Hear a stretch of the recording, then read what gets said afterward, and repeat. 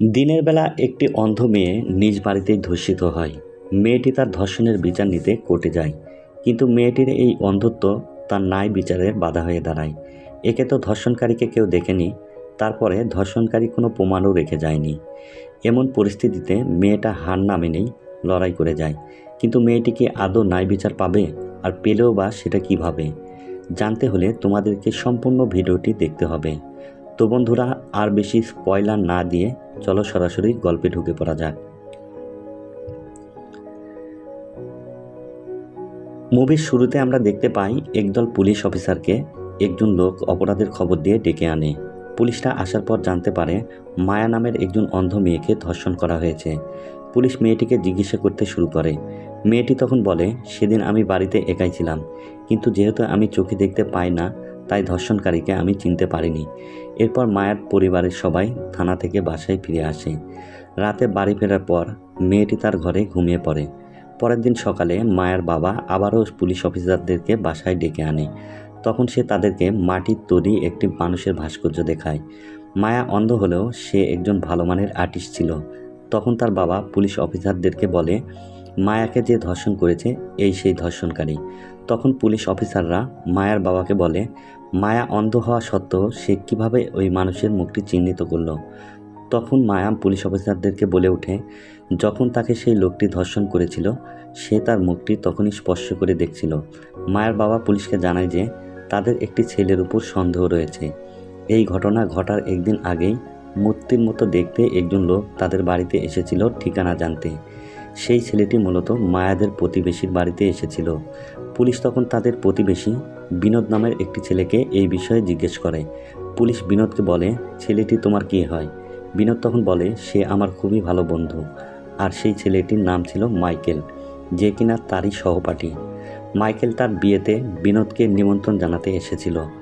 Police বিনোদের থেকে খবর নিয়ে মাইকেলকে এয়ারপোর্ট থেকে আটক করে থানায় আনে এবং অনেকগুলো মানুষের মধ্যে মাইকেলকে দাঁড় করানো হয় এবং মায়াকে বলা হয় মাইকেলকে খুঁজে বের করার জন্য। মায়া সেখানে থাকা সকল লোকদের চেহারা স্পর্শ করে দেখতে থাকে এবং এক পর্যায়ে মাইকেলের চেহারা স্পর্শ করে তাকে চিনে ফেলে। পুলিশ তখনই মাইকেলকে শনাক্ত করে ফেলে এবং এই ঘটনাটি সমস্ত জায়গায় ছড়িয়ে পড়ে। আসলে মাইকেল ছিল একজন বড় বিজনেসম্যানের ছেলে। মাইকেলের বাবা তার ছেলেকে বাঁচানোর জন্য রাজশেখর নামের একজন সুনামধন্য উকিলকে দায়িত্ব দেন।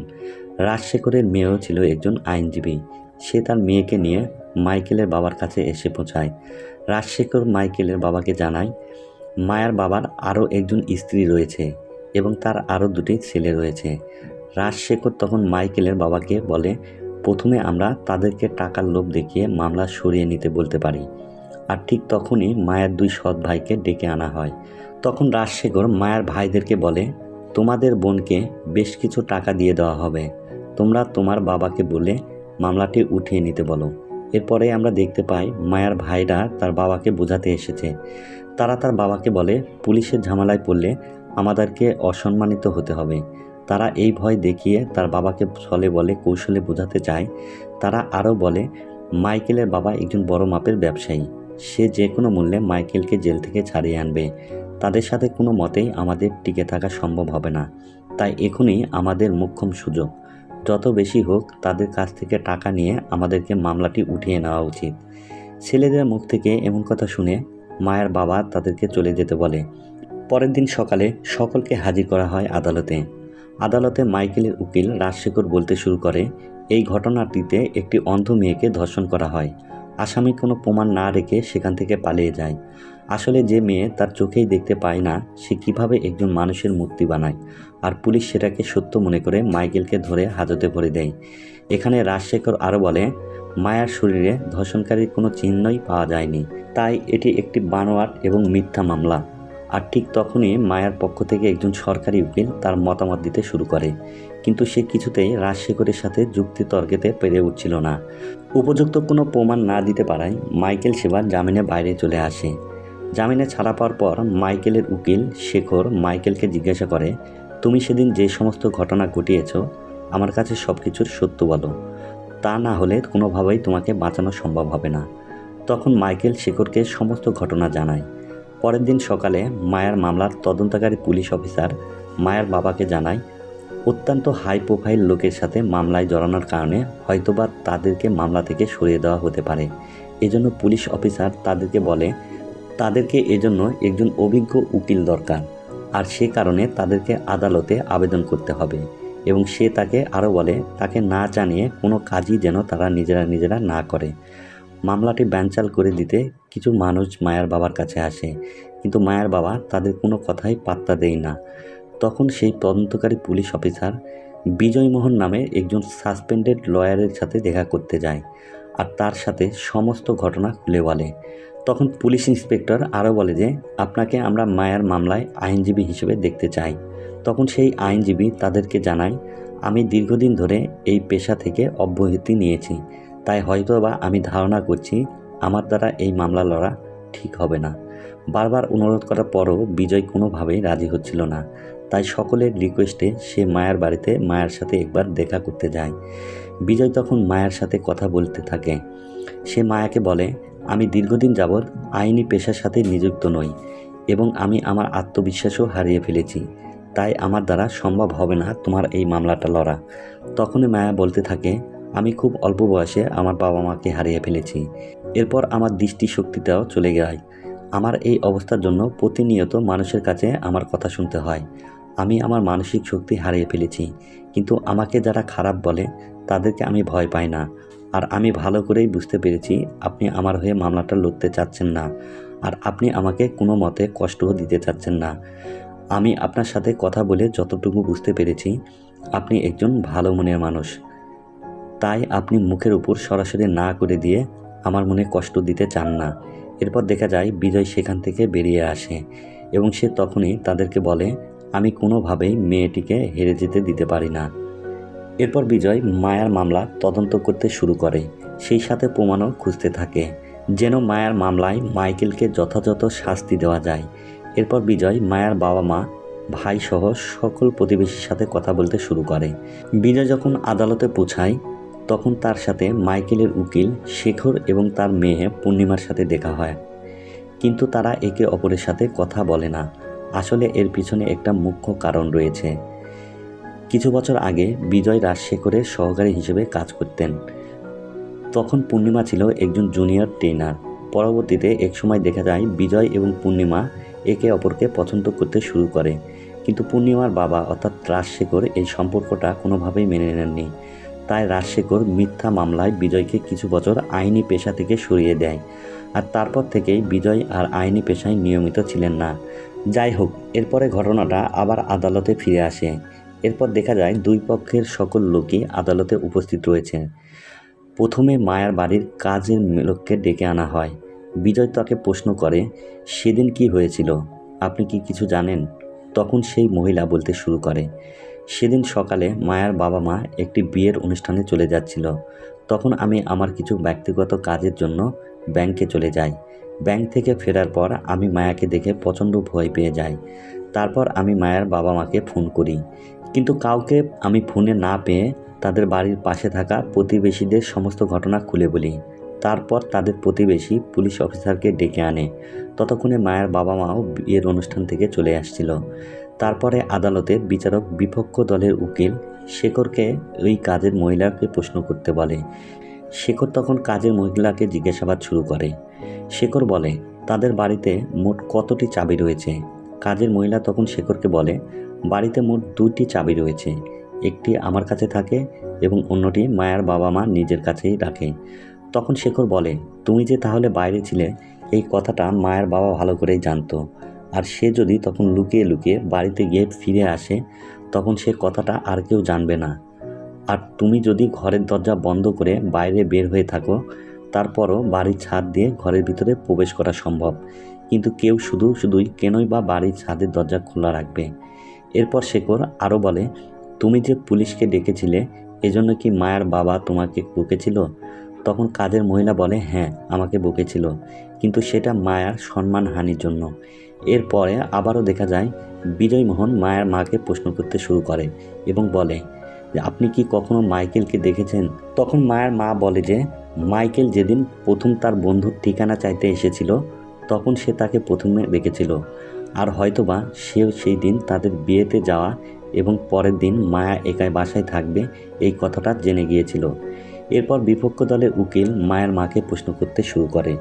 বিজয় শেখর তখন মায়ার মাকে বলে, আপনি মায়ার সৎ বাবার সম্পত্তি থেকে বিয়ে করেছিলেন, আর আপনি আগে থেকেই জানতেন যে মাইকেল ধনী পরিবারের সন্তান, আর আপনি তাদেরকে টাকার লোভ দেখিয়ে নিজের মেয়েকে দিয়ে এই জঘন্য কাজ করিয়েছেন। এরপর শেখর মায়ের সৎ বাবাকে ডেকে আনে। সে তাকে বলে, আপনি মায়ের জন্মদাতা পিতা নন, কিন্তু সেদিন আপনি আপনার কাজের মেয়েকে ব্যাংকে পাঠিয়েছেন, আর আপনার স্ত্রীকে বিয়ের অনুষ্ঠানে দিয়ে আপনি পুনরায় বাড়িতে চলে আসেন আর নিজের মেয়ের উপর নির্যাতন করে ফেলেন। তখন মায়ের বাবা এই মিথ্যা অপবাদ শুনে কান্নায় ভেঙে পড়েন। এরপর আমরা দেখতে পাই সেদিনকার মতো আদালত মুলতবি ঘোষণা করা হয়।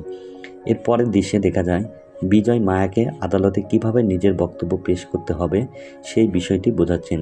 তিনি বলেন যে, তোমরা যতদিন ন্যায় বিচার না পাবে, আসামি পক্ষের লোকেরা তোমার বাবাকে বিভিন্নভাবে আসামি করার চেষ্টা করবে, তাই তোমাকে বুঝে শুনে সমস্ত প্রশ্নের উত্তর দিতে হবে। পরদিন মায়া আদালতে উপস্থিত হয়। বিজয়মোহন সেদিন তার সাথে কী ঘটেছিল সমস্ত ঘটনা জানতে চান। মায়া বলে, সেদিন সবাই বাসা থেকে চলে যাওয়ার পরে আমি গোসল শেষ করে বাইরে বের হয়ে আসি। তখন মাইকেলের দ্বারা আমাকে ধর্ষণের শিকার হতে হয়। এরপর বিচারক বিপক্ষ দলের উকিল শেখরকে প্রশ্ন করতে বলেন। এবার শেখর মায়াকে প্রশ্ন করে, তুমি কিভাবে বুঝতে পারলে যে তোমাকে মাইকেলই ধর্ষণ করেছে? মায়া এর উত্তরে বলে, আমি যাতে তাকে চিনতে পারি এজন্য তার চেহারা স্পর্শ করে রেখেছিলাম, কিন্তু আমি নিজের ইচ্ছায় তাকে ছুঁইনি। তখন যদি আমি তাকে বাধা দিতাম, হয়তো সে আমাকে মেরেই ফেলতো। এরপর মাইকেলের বন্ধুকে জিজ্ঞাসাবাদের জন্য ডাকা হয়। পরবর্তীতে বিজয় যখন মাইকেলের বন্ধুকে জিজ্ঞাসাবাদ করতে শুরু করে, তখন সে নানাভাবে বন্ধুকে বাঁচানোর জন্য মিথ্যা কথা বলতে শুরু করে। মায়ার এই ঘটনাটি সামাজিক যোগাযোগ মাধ্যমে ছড়িয়ে পড়ে। এটা যখন মাইকেল দেখতে পায়, তখন সে রেগে গিয়ে মায়ার বাসায় চলে আসে বদলা নিতে।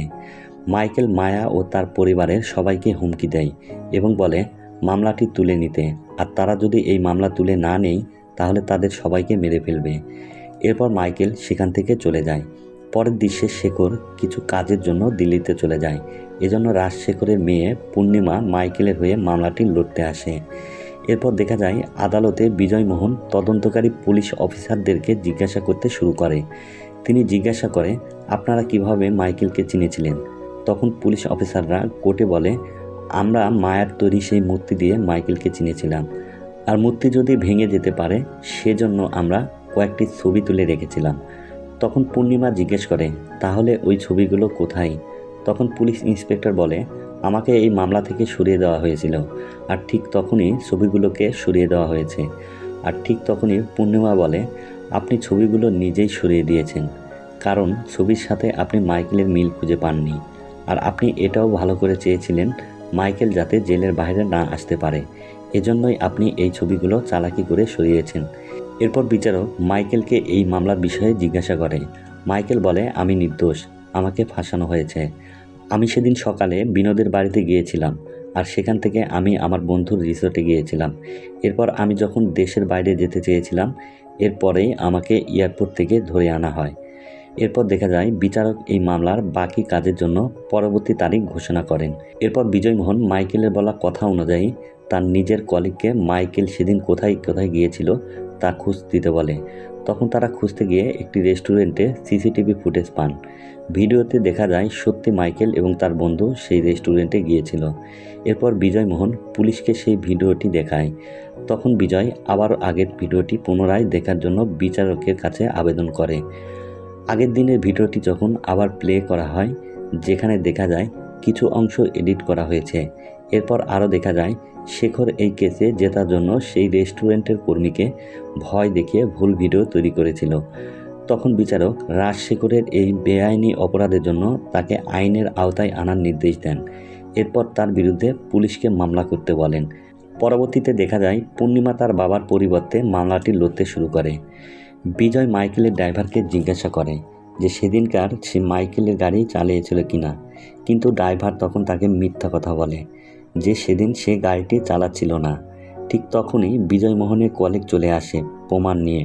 তখন দেখা যায় অন্য একটি গাড়ির ক্যামেরা থেকে বোঝা যাচ্ছে যে ওই দিনকার গাড়ি মাইকেলের ড্রাইভারই চালিয়েছিল। এরপর আরও জানা যায় যে মাইকেল আরও অনেক মেয়েকে ধর্ষণ করেছে, তখন তার বয়স ছিল মাত্র 15 বছর, কিন্তু কিশোর হওয়া সত্ত্বেও তাকে কোনো আইনি শাস্তি পেতে হয়নি। ঘটনাগুলো শুনে আদালতে সবাই অবাক হয়ে যায়, এমনকি এ কথাটা শুনে শেখর নিজেও অবাক হয়ে যায়। আসলে মাইকেল তার এই ঘৃণিত সত্য কথাগুলো কাউকেই জানায়নি, এমনকি তার লয়ার শেখরকেও জানায়নি। এরপর রায়ের সেই দিন চলে আসে। মাইকেল যখন তার বন্ধুর বাড়ির ঠিকানা চাইতে যায়, তখন সে মায়াকে প্রথম দেখে এবং সে বাড়িতে একা থাকবে এই কথাটিও শুনে ফেলে। সে লুকিয়ে লুকিয়ে তার বন্ধুর বাড়ি থেকে মায়ের বাড়ির দিকে নজর রাখতে শুরু করে। এরপর সে সুযোগ বুঝে তার ড্রাইভারকে ডেকে এনে তার ব্যক্তিগত গাড়িটি অদল বদল করে নেয় আর তাকে রিসোর্টের দিকে এগিয়ে যেতে বলে। এরপর মায়া যখন একা ছিল, তখন মাইকেল বাড়ির ছাদে উঠে মায়ার রুমে প্রবেশ করে। তারপর সে মায়াকে ধর্ষণ করে। তখন মায়া তাকে মৃত্যুর ভয়ে বাধা না দিয়ে তাকে স্পর্শ করতে থাকে, যাতে সে পরবর্তী প্রমাণ হিসেবে এটাকে ব্যবহার করতে পারে। কিন্তু তখন পূর্ণিমা বলে, এটাকে শুধু আমরা একমাত্র প্রমাণ হিসেবে নিতে পারি না। পূর্ণিমা আরও বলে, যেহেতু মায়া মাইকেলকে ছুঁয়ে তার মূর্তি তৈরি করতে পেরেছে, তাহলে সে অন্য কারো একটি মূর্তি বানিয়ে দেখাক। এরপর মায়া এই কথায় রাজি হয়ে যায়, আর তখন তাকে বলা হয় 5 মিনিট অন্য কাউকে ছুঁয়ে দেখার জন্য, আর আদালত এই সময়টা তাকে দিয়ে দেয়। এরপর এই কাজের জন্য পূর্ণিমা তার বাবা রাজশেখরকে পাঠায়, যাতে করে সে তার চেহারা স্পর্শ করে মূর্তিটি বানাতে পারে। রাজশেখরও তখন তাকে নানাভাবে ভয়ভীতি দেখাতে থাকে। 5 মিনিট পর যখন রাজশেখর চলে যায়, তারপর মায়া তখন তার মূর্তিটি বানাতে শুরু করে। সকল মিডিয়া এবং পুরো দেশ তার জন্যই অপেক্ষা করছিল। এরকম করে প্রায় 6 ঘন্টা কেটে যায়। আদালতে বিচারকদের সামনে সেই মূর্তিটি নিয়ে আসা হয়। বিচারক সহ আদালত এবং পুরো সোশ্যাল মিডিয়া তার এই মূর্তিটি দেখে অবাক হয়ে যায়, কারণ মূর্তিটি ছিল একেবারেই শেখরের মতো দেখতে। সর্বশেষ আদালতের বিচারক অবশ্য বুঝতে পারে মায়া সত্যি কথাই বলেছিল। এরপর মাইকেলকে আসামি হিসেবে সাব্যস্ত করা হয়। বিচারক মাইকেলকে আজীবন কারাবাস এবং 2 লক্ষ অর্থদণ্ডের আদেশ দেন। এরপর মায়া তার পরিবার সহ বিজয় মোহনকে অনেক ধন্যবাদ জানায়। তারা সবাই কান্নায় ভেঙে পড়েন, আর সেই সাথে এতদিন মায়ের সম্মানহানির জন্য তার অস্তিত্বকে লুকিয়ে বেড়াতে হয়েছিল। আজ সে তার সম্মান নিয়ে সকলের সামনে বেরিয়ে পড়ে, আর মুভিটা এখানেই শেষ হয়ে যায়। তো বন্ধুরা, তোমাদের কাছে কেমন লেগেছে আজকের এই অসাধারণ মুভিটি? অবশ্যই তোমরা কমেন্ট করে জানাবে।